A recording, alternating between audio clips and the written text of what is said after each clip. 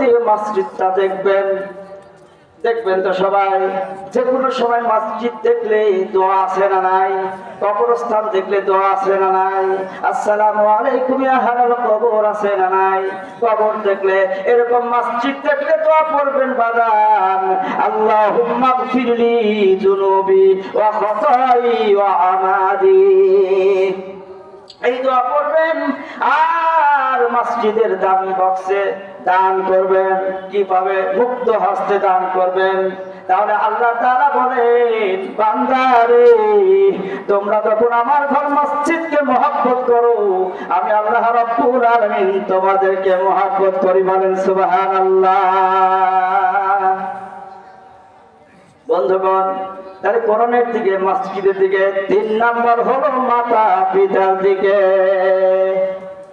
আমাদের সবচেয়ে আপনজনকে কথা বলেন, আমাদের এই পৃথিবীতে সবচেয়ে আপনজন হলো আমাদের মাতা পিতা। কথা বলেন ঠিক কিনা? পৃথিবীতে মা বাপের মতো আপন কেউ হবে না।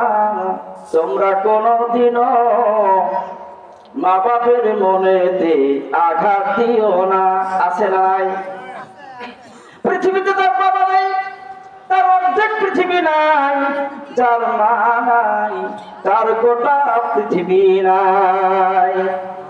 বিশ্বনবী সাল্লাল্লাহু আলাইহি ওয়াসাল্লাম বলেন, যে ঘরের মধ্যে বাবা আছে, ওই ঘরের মধ্যে আল্লাহর রহমত আছে। যেই ঘরের মধ্যে মা আছে, ওই ঘরের মধ্যে আল্লাহর জান্নাত আছে।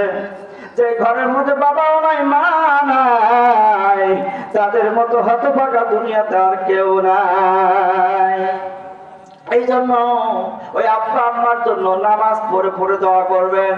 করবেন তো সবাই? কি দোয়া করবেন? আল্লাহ শিখিয়ে দিয়েছেন, রব্বিরহামহুমা কামা রাব্বায়ানি সগীরা। সবাই বলুন আমার সাথে, রব্বিরহামহুমা।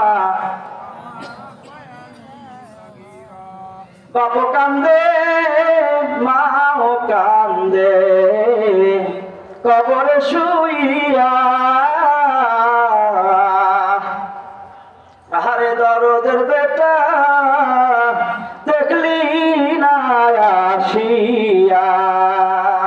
শিশুকালে লইয়া কোলে পেলেছিলাম তোরে,